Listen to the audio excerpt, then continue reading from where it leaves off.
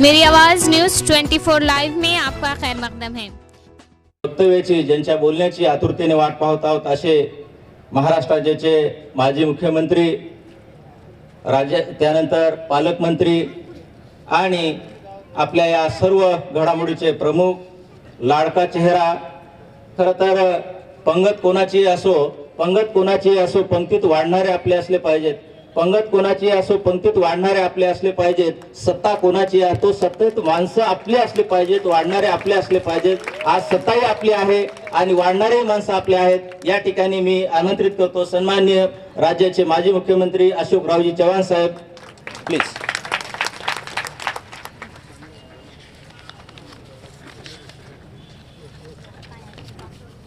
हैदराबाद के इस दवाखाने में आज जो भी सुविधाएं उपलब्ध हुई है उसके उद्घाटन पर कार्यक्रम में आज मंच पे मौजूद हमारी महापौर साहिबा मोहिनी येवनकर, एमएलए बालाजीराव कल्याणकर, एमएलए मोहन हंबर्डे जी, आमदार डीपी सावंत जी, अमरनाथ राजूरकर जी, महानगर पालिका के आयुक्त श्री लहाने जी,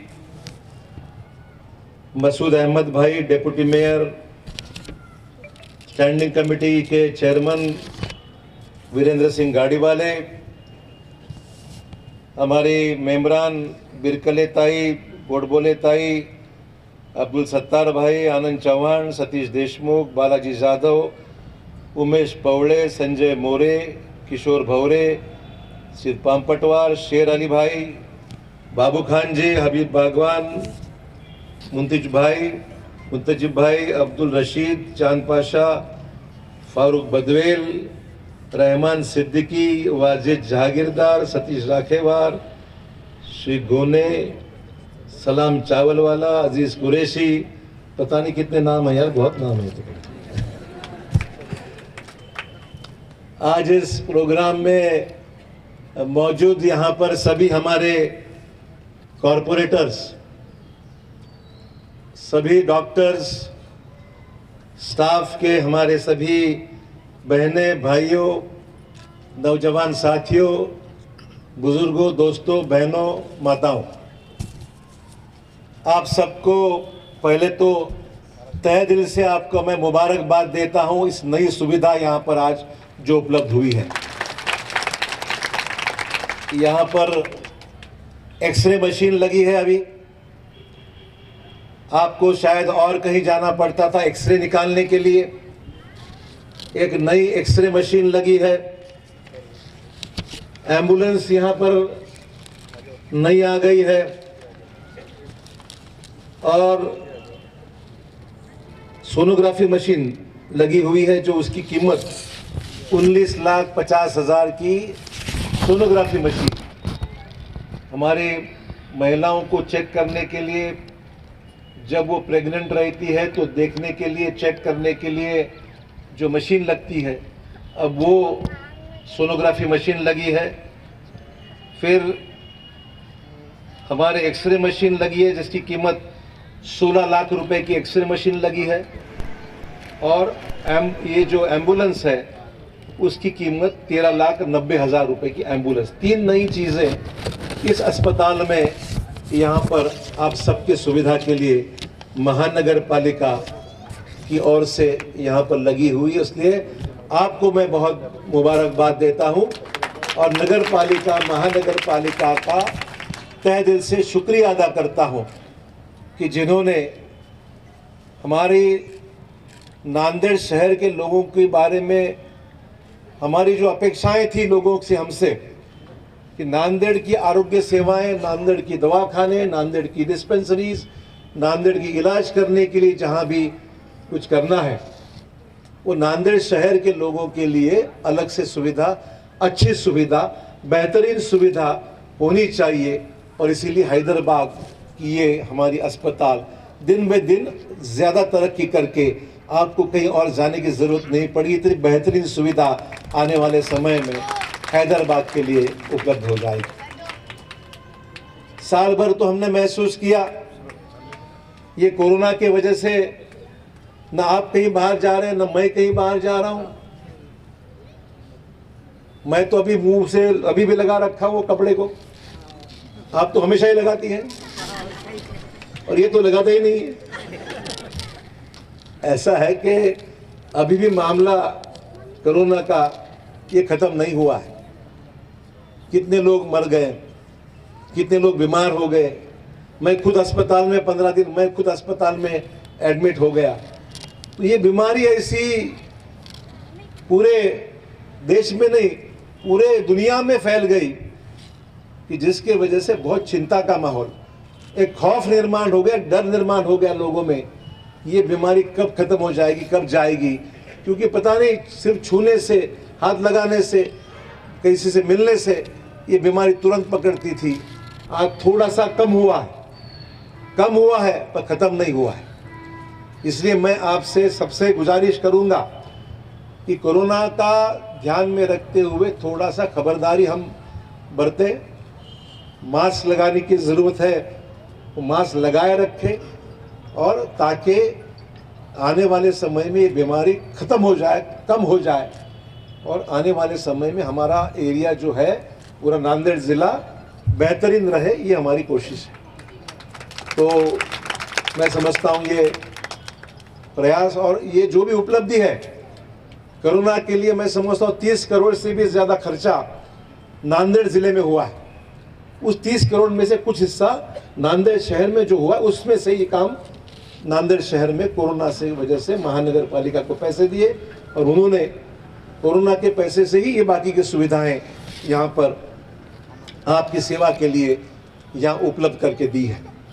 तो जैसे यहाँ पर जिक्र हुआ, मेरी तो ये ख्वाहिश है कि जैसे नांदेड़ का सिविल हॉस्पिटल हमारा, अभी तो नांदेड़ में सिविल हॉस्पिटल हमारा है, वहाँ पर एक नया सिविल हॉस्पिटल, एक बिल्डिंग नई बनाने की मैं कोशिश कर रहा हूँ। ओपीडी की बिल्डिंग तो पीछे एक नई बन गई है, पर नांदेड़ सिविल हॉस्पिटल की नई बिल्डिंग हम लोग वहाँ पर एक नई बिल्डिंग बनाई जाएंगे। तकरीबन 200-250 करोड़ रुपए खर्चा आएगा। नांदेड़ के आम आदमी के लिए, गरीब लोगों के लिए हो जाएगी, और आपको इतनी दूर जाने की ज़रूरत ना पड़े। इसलिए हैदराबाद का ये दवाखाना इस सिविल हॉस्पिटल के बराबरी से होना चाहिए, ये मेरी इच्छा है, ताकि आपको और कहीं जाने की ज़रूरत ना पड़े।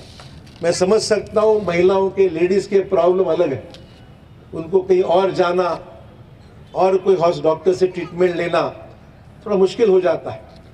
उनके लिए हैदराबाद ऐसी जगह होनी चाहिए जहाँ सिविल हॉस्पिटल जैसे नांदेड़ शहर में है उसके बराबरी से हमारा एक बेहतरीन हॉस्पिटल हैदराबाद का हमारा होना चाहिए।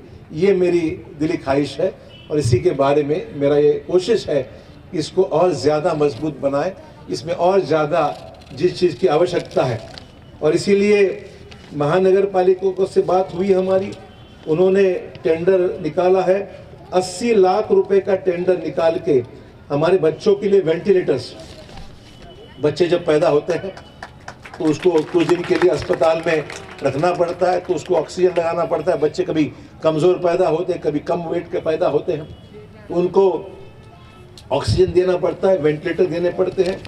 तो उनको बच्चों के लिए वेंटिलेटर्स, वार्मर मशीन, थोड़ा उसको गर्मी देने की आवश्यकता पड़ती है तो थोड़ी वो वार्मिंग की मशीन लगाई जाए, और आईसीयू बेड भी यहाँ पर लगाने के लिए सबके लिए तकरीबन 80 लाख रुपए के टेंडर्स महानगर पालिका ने निकाले हैं, जिसके वजह से और भी सुविधा बेहतर करने का हमारा प्रयास है। तो मैं समझता हूँ कि ये बहुत तरक्की करने वाली बात है। मैं समझता हूँ नालियाँ गटर तो होते रहेंगे, ज़िंदगी भर होते रहेंगे, पर नाली और गटर से बेहतर है अस्पताल ठीक होना चाहिए। बीमार कोई हुए जान बचाना ज़रूरी है। नाली भी होनी चाहिए, उसमें तकलीफ किसी की शिकायत नहीं है, नाली होनी चाहिए, गंदा पानी निकल जाए इसमें कोई शिकायत करना ही चाहिए।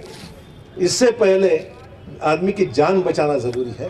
तो इसीलिए मैं समझता हूँ कि जान बचाने वाली बात, आपको जान आपकी सुरक्षित रहे और आपको हर इलाज वो बिल्कुल दाम फ्री ऑफ चार्ज या कम से कम दाम इसमें इलाज होना चाहिए। ये आज की ज़रूरत है और उस ज़रूरत के हिसाब से ये सब प्रयास आज महानगर पालिका की ओर से हो रहा है। आपके साबिका एमएलए श्री डीपी सावंत जी को मैं बधाई दूंगा कि जब वो राज्य के मंत्री रहे उन्होंने नांदेड़ के मेडिकल कॉलेज का काम जो किसी ने किया होगा तो उनके टाइम में किया है कि शंकरराव चौहान मेडिकल कॉलेज जो नांदेड़ में बना है, जिसमें तकरीबन 5-6 साल निकल गए। जो हमारी सरकार थी, पृथ्वीराज चौहान जी जब मुख्यमंत्री थे और मैं जब मुख्यमंत्री से मैंने इस्तीफा दे दिया तो मैंने कहा था कि नांदेड़ से डीपी सावंत जी को मंत्री बनाइए और उनके पास मेडिकल एजुकेशन डिपार्टमेंट दीजिए ताकि हमारा अस्पताल जो है मेडिकल कॉलेज, ये बहुत बड़ी बात है नांदेड़ के लिए। मेडिकल कॉलेज शंकरराव चौहान साहब के नाम से वहाँ पर अभी कायम हुआ है। उस मेडिकल कॉलेज का जो भी तरक्की आप देख रहे हैं उसके मंत्री डीपी सावंत जी रह चुके हैं, जिनके वजह से आज वो मेडिकल कॉलेज बहुत बेहतरीन वहाँ पर, और भी कुछ करने की ज़रूरत है, उसको हम बेहतरीन बना रहेंगे। तो नांदेड़ में पढ़ने की सुविधा हो, नांदेड़ में यूनिवर्सिटी है, नांदेड़ में मेडिकल कॉलेज है, नांदेड़ में अस्पताल है, नांदेड़ में बच्चों के लिए हम हॉस्टल्स निकालने जा रहे हैं। नांदेड़ की महापालिका में रास्ते के काम, रास्ते तो करेंगे ही, रास्ते करेंगे और रास्ते पे ठीक चलेंगे, ये ज़रूरी है। हमें रास्ता तो करना है पर रास्ते पे ठीक चलना भी ज़रूरी है। तो जो रास्ते हम बनाने जाने वाले हैं, ये जो आपने देखा है, ये तो मैं मंत्री था उससे पहले भी ये ब्रिज सैंक्शन किया। ये ब्रिज आप सीधा निकल रहे एयरपोर्ट की तरफ से और एयरपोर्ट से फिर आप आगे वारधापुर जा सकते हैं। एक बात अभी भी मेरे दिल में बाकी है, जो करना मेरे दिमाग में है वो अभी भी नहीं हुआ है। हज के लिए नांदेड़ से फ्लाइट चालू होने की मेरी दिली ख्वाहिश है।